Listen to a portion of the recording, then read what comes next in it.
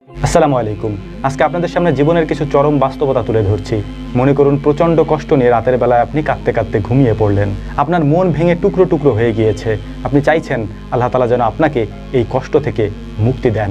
আপনি আপনার মন ভাঙা কষ্ট নিয়ে তাহাজ্জুদের জায়নামাজে আল্লাহ তাআলার কাছে চাইছেন, তবুও আল্লাহ তাআলা আপনার দোয়া কবুল করছেন না।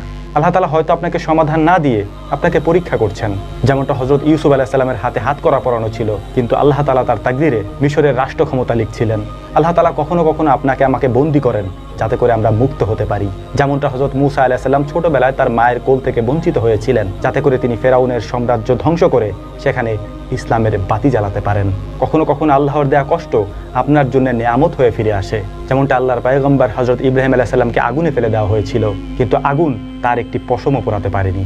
কারণ যে আল্লাহর সন্তুষ্টির জন্য দাঁড়িয়ে যায়, আগুনও তাকে সালাম করে। যেমনটা হযরত আইয়ুব আলাইহিস সালামের সারা শরীরের মধ্যে ক্ষত ছিল, কিন্তু তার জিহ্বার মধ্যে আল্লাহর স্মরণে জিকির ছিল।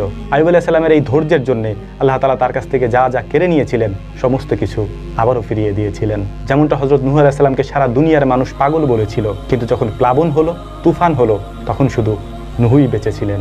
মানুষ আপনাকে বুঝুক বা না বুঝুক, একটা কথা মনে রাখবেন, আল্লাহ তাআলা কখনোই আপনাকে একা ছেড়ে দেননি। যেমনটা হযরত ইউনূস আলাইহিস সালাম মাছের পেটে আবদ্ধ হয়ে গিয়েছিলেন, তিনি মাছের পেট থেকে আল্লাহকে ডাকলেন। তিনি বললেন, লা ইলাহা ইল্লা আনতা সুবহানাকা ইন্নী কুনতু মিনাজ জালিমিন। হ্যাঁ আল্লাহ তাআলা, তুমি আমাকে এই অন্ধকার থেকে মুক্ত করো।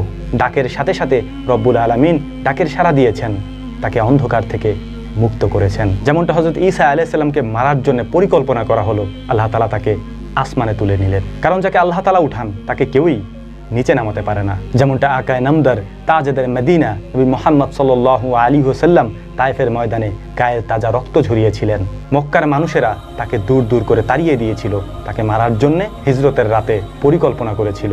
আল্লাহ তাআলা তাকে হিজরত করালেন, মদিনায় নিয়ে গেলেন। সারা দুনিয়ার সামনে মুহাম্মদ সাল্লাল্লাহু আলাইহি ওয়াসাল্লামকে আলোকবর্তিকা হিসাবে ঘোষণা করলেন।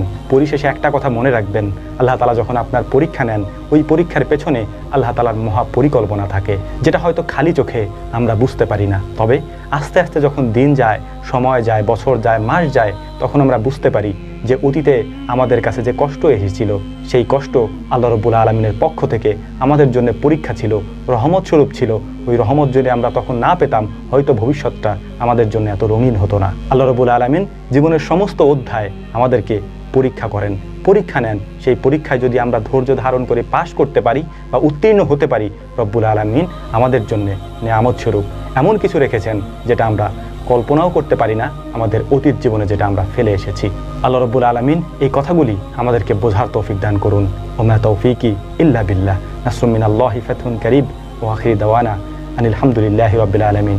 আসসালামু আলাইকুম ওয়া রাহমাতুল্লাহি তাআলা ওয়া বারাকাতুহু।